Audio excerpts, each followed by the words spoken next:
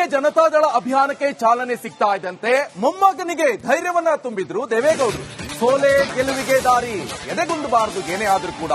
ಇದು ನಿಖಿಲ್ ಕುಮಾರಸ್ವಾಮಿಗೆ ದೇವೇಗೌಡರಿಂದ ಯಶಸ್ಸಿನ ಪಾಠ. ಚನ್ನಪಟ್ಟಣ ಸೋಲಿನ ಮಾತು ವಿಮರ್ಶೆ ಬೇಡ, ಅದು ಮುಗ್ದೋಗಿರುವಂತಹ ಅಧ್ಯಾಯ. ಇಂದಿನ ಸೋಲೆ ಮುಂದಿನ ಗೆಲುವಿನ ಮೆಟ್ಟಿಲು. ನಾನು ನಿಖಿಲ್ ಕುಮಾರಸ್ವಾಮಿಯನ್ನ ಮೆಚ್ಚಿಕೊಳ್ತೇನೆ. ನಿಖಿಲ್ ಕುಮಾರಸ್ವಾಮಿಯನ್ನ ಹಾಡಿ ಹೊಗಳಿದ್ದಾರೆ ಮಾಜಿ ಪ್ರಧಾನಿ ದೇವೇಗೌಡರು. ಈ ಚಿಕ್ಕ ವಯಸ್ಸಿನಲ್ಲಿ 3 ಸಾರಿ ಚುನಾವಣೆಗೆ ನಿಂತು ಸೋತು ಧೃತಿಗೆಡದೆ ನನಗೆ ರಾಜಕೀಯ ಬೇಡ, ಆ ಭಾವನೆಯನ್ನ ಅವರ ಮನಸ್ಸಲ್ಲಿ ಎಲ್ಲಿ ತಂದುಕೊಡಬಹುದು ಅನ್ನೋ ಭಾವನೆ ಇತ್ತು. ಅದೆಲ್ಲವನ್ನು ಲೆಕ್ಕಿಸ್ತೇನೆ. ನನಗೆ ತುಂಬಾ ಆನಂದ ಆಗುತ್ತೆ. ಬೆಳಿಗ್ಗೆ ಕಾಲಭೈರವ ಸ್ವಾಮಿಯ ಸಾನ್ನಿಧ್ಯಕ್ಕೆ ಹೋಗಿ ಗುರುಗಳಾದ ನಿರ್ಮಲಾನಂದ ಸ್ವಾಮೀಜಿಯವರ ಆಶೀರ್ವಾದವನ್ನು ಪಡೆದು ದೇವರಿಗೆ ಪೂಜೆಯನ್ನು ಸಲ್ಲಿಸಿ ಈ ವೇದಿಕೆಗೆ ಬಂದಿದ್ದಾರೆ. ನಾನು ನನ್ನ ಮೊಮ್ಮಗ ಅನ್ನೋ ಮಾತಿನಿಂದ ಈ ಮಾತನ್ನ ಹೇಳ್ತಾ ಇಲ್ಲ. ಯಾರೇ ಆದರೂ 3 ಸಾರಿ ಸೋತಿದ್ದವರನ್ನ ಪಕ್ಷದ ಜವಾಬ್ದಾರಿಯನ್ನ ವಹಿಸಿ ಕೆಲಸ ಮಾಡಿ ಅಂತ ಹೇಳಿದ್ರೆ ನನ್ನಾದಿಯಾಗಿಯೂ ಹಿಂದೆ ಬೀಳ್ತಾ ಇದ್ದೆ. ಆದರೆ ಈ ಚಿಕ್ಕ ವಯಸ್ಸಿನಲ್ಲಿ ದೈವದಲ್ಲಿ ನಂಬಿಕೆ ಇಟ್ಟು ಬೆಳಗ್ಗೆ ಹೋಗಿ ಮೊದಲು ದೇವರಿಗೆ ಪ್ರಾರ್ಥನೆ ಮಾಡಿ ಜನರೊಂದಿಗೆ ಜನತಾದಳ ಈ ಕಾರ್ಯಕ್ರಮದ ಉದ್ಘಾಟನೆಯನ್ನ ಅವರ ಭಾಷಣ ಆದ್ಮೇಲೆ ಇವತ್ತು ನಿಮ್ಮೆಲ್ಲರ ಮುಂದೆ ಇವತ್ತು ಏನು ಈ ಕಾರ್ಯಕ್ರಮಕ್ಕೆ ಜನತಾದಳ ಅಭಿಯಾನಕ್ಕೆ ಚಾಲನೆ ಸಿಗ್ತಾ ಇದ್ದಂತೆ ಮೊಮ್ಮಗನಿಗೆ ಧೈರ್ಯವನ್ನ ತುಂಬಿದ್ರು ದೇವೇಗೌಡರು. ಸೋಲೆ ಗೆಲುವಿಗೆ ದಾರಿ, ಎದೆಗುಂದಬಾರದು ಏನೇ ಆದ್ರೂ ಕೂಡ. ಇದು ನಿಖಿಲ್ ಕುಮಾರಸ್ವಾಮಿಗೆ ದೇವೇಗೌಡರಿಂದ ಯಶಸ್ಸಿನ ಪಾಠ. ಚನ್ನಪಟ್ಟಣ ಸೋಲಿನ ಮಾತು ವಿಮರ್ಶೆ ಬೇಡ, ಅದು ಮುಗ್ದೋಗಿರುವಂತಹ ಅಧ್ಯಾಯ. ಇಂದಿನ ಸೋಲೆ ಮುಂದಿನ ಗೆಲುವಿನ ಮೆಟ್ಟಿಲು. ನಾನು ನಿಖಿಲ್ ಕುಮಾರಸ್ವಾಮಿಯನ್ನ ಮೆಚ್ಚಿಕೊಳ್ತೇನೆ. ನಿಖಿಲ್ ಕುಮಾರಸ್ವಾಮಿಯನ್ನ ಹಾಡಿ ಹೊಗಳಿದ್ದಾರೆ ಮಾಜಿ ಪ್ರಧಾನಿ ದೇವೇಗೌಡರು.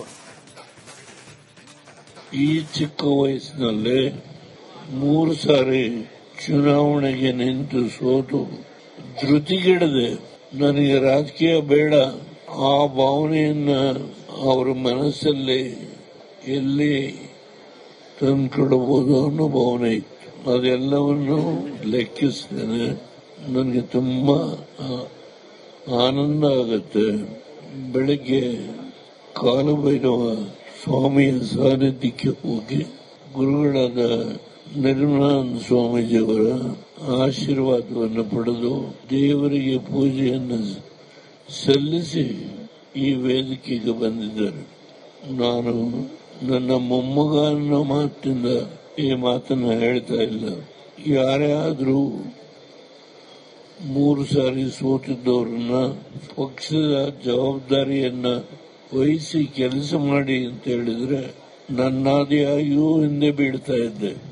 ಆದರೆ ಈ ಚಿಕ್ಕ ವಯಸ್ಸಿನಲ್ಲಿ ದೈವದಲ್ಲಿ ನಂಬಿಕೆ ಇಟ್ಟು ಬೆಳಗ್ಗೆ ಹೋಗಿ ಮೊದಲು ದೇವರಿಗೆ ಪ್ರಾರ್ಥನೆ ಮಾಡಿ ಜನರೊಂದಿಗೆ ಜನತಾದಳ ಈ ಕಾರ್ಯಕ್ರಮದ ಉದ್ಘಾಟನೆಯನ್ನ ಅವರ ಭಾಷಣ ಆದ್ಮೇಲೆ ಇವತ್ತು ನಿಮ್ಮೆಲ್ಲರ ಮುಂದೆ ಇವತ್ತು ಏನು ಈ ಕಾರ್ಯಕ್ರಮಕ್ಕೆ ಜನತಾದಳ ಅಭಿಯಾನಕ್ಕೆ ಚಾಲನೆ ಸಿಗ್ತಾ ಇದ್ದಂತೆ ಮೊಮ್ಮಗನಿಗೆ ಧೈರ್ಯವನ್ನ ತುಂಬಿದ್ರು ದೇವೇಗೌಡರು.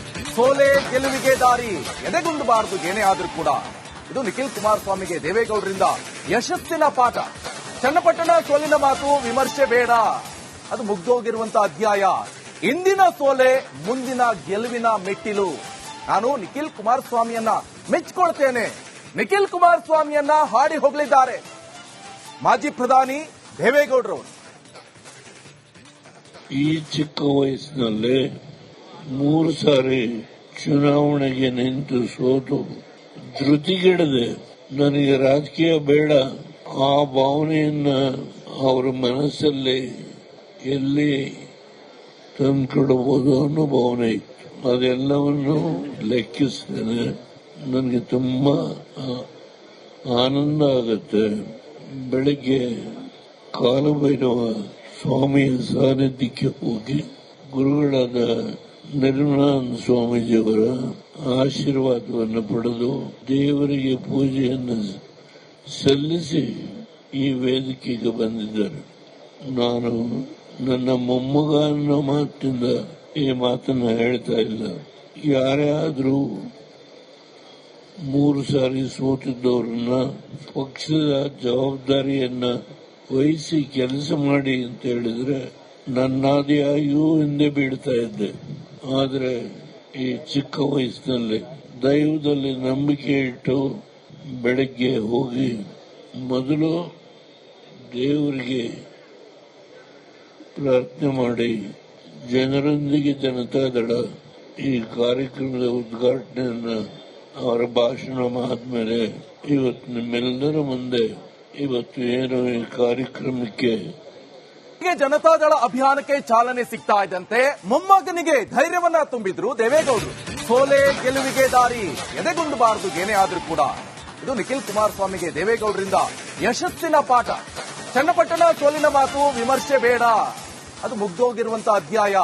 ಇಂದಿನ ಸೋಲೆ ಮುಂದಿನ ಗೆಲುವಿನ ಮೆಟ್ಟಿಲು. ನಾನು ನಿಖಿಲ್ ಕುಮಾರಸ್ವಾಮಿಯನ್ನ ಮೆಚ್ಚಿಕೊಳ್ತೇನೆ. ನಿಖಿಲ್ ಕುಮಾರಸ್ವಾಮಿಯನ್ನ ಹಾಡಿ ಹೋಗಲಿದ್ದಾರೆ ಮಾಜಿ ಪ್ರಧಾನಿ ದೇವೇಗೌಡರು.